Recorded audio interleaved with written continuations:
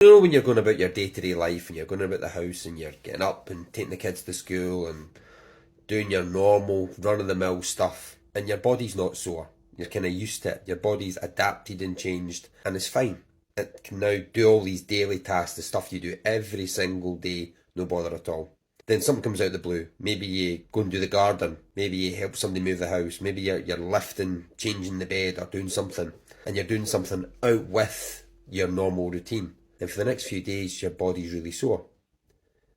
Well, that's your body's way of kind of protecting itself, but it's also your body's way of making changes and adapting in case you're going to do that again in the near future. That's called DOMS, delayed onset muscle soreness. And that's just routine, that's just normal. That's when you push your body past its normal boundaries, its normal way of moving, living, acting, etc. And essentially it's your body's way of getting stronger, building up more endurance, getting fitter. Just being able to protect itself and be able to make sure it can handle that sort of stress the next time it has to do it. Now, it's similar with exercise. I get people who come to me who haven't maybe done exercise for a number of months, maybe haven't pushed themselves in the exercise they've done, they've taken it really, really easy. Then they've got this bleep test coming up. They go and run to say, let's just say they get to level 3 and they can't go any further. The next few days they're a wee bit sore, they don't do anything at all, then they think, okay, that level 3 is my maximum, I'm going to run the bleep test again and I'm going to get further this time. So they get to level 3 again and they're feeling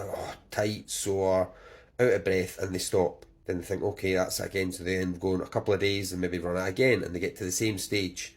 This time they're maybe not as sore afterwards, but it's still a bit of a struggle doing that. And this continues. So they think to themselves, oh fuck, I can't get past level 3, what am I going to do? Well, this is where we have a lot of people don't challenge their body. And we call this progressive overload. They don't push past that level where they've got to, that level where their body's comfortable, that level where their body's adapted and changed to get to then make further changes. And that's what we need to do. That's when we have training plans, we're always looking to make it a wee bit harder. So maybe not every session, but at least every week or so we're making things a wee bit harder. We're challenging the body so that it adapts and changes. So essentially it gets stronger, builds up more endurance, and it gets fitter. So that then when it has that stimulus again, has that exercise again, it makes it easier for it. It's not as much of a challenge for it. And then, but what you have to keep doing in order to progress is you need to keep challenging the body. You need to keep making it slightly harder. And maybe running further, doing it quicker, adding a bit of resistance. But you're trying to make it slightly different, slightly harder, so the body has to continue to adapt and change. So that's why I always say to people, don't keep training the bleep test, because when they train the bleep test, the body has adapted and changed, especially to the earlier levels in the bleep test, where it isn't as challenging.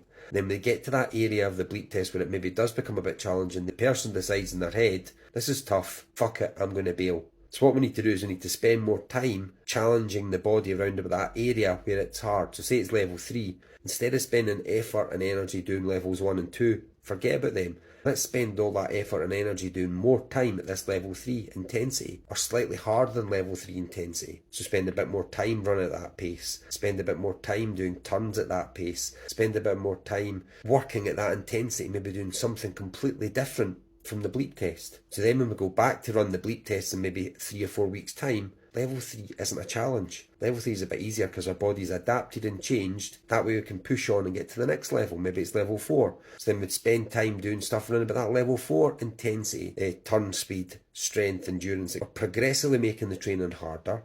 We're progressively making it more difficult, but we're doing it just in small increments so the body, it's not a massive shock to the body and the body has time to recover and change, make adaptations so that then it's used to doing that sort of exercise. Then before you know it, you're then boom, you're reaching your goal. Now that could be for some people after a few weeks, that could be for some people after 6-7 weeks, that could be for some people after 12 weeks, because everybody's body reacts differently to different stimuluses. Everybody's body's different. And there's lots of factors in that, the more obvious ones being your age, being your gender, being your training history, your background, etc., how much fitness you've done previously. So there's loads of reasons why you're doing a training plan, you might not get the same results in the same time as somebody else. but there's no reason why over a longer period of time you can attain these results. But it's all about progressively overloading. It's all about making things slightly more difficult, slightly harder, raising intensity over every single session or over a period of sessions, so the body adapts and changes so it can handle that stimulus, handle that stress, and then you'll become successful. Where you thought level 3 used to be hard, level 3 will essentially start becoming easier.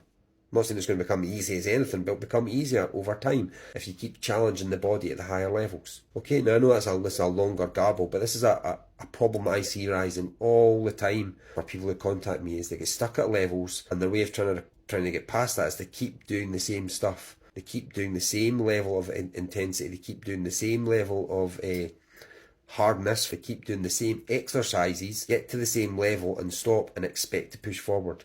You can't. You need to just push past that limitations, push past where the sticking point is by training at that intensity and a wee bit harder to let the body change and adapt. Because that's what the body's designed to do. It's designed to do that. It's designed to adapt and change to make sure you can survive. Alright, I hope that helped.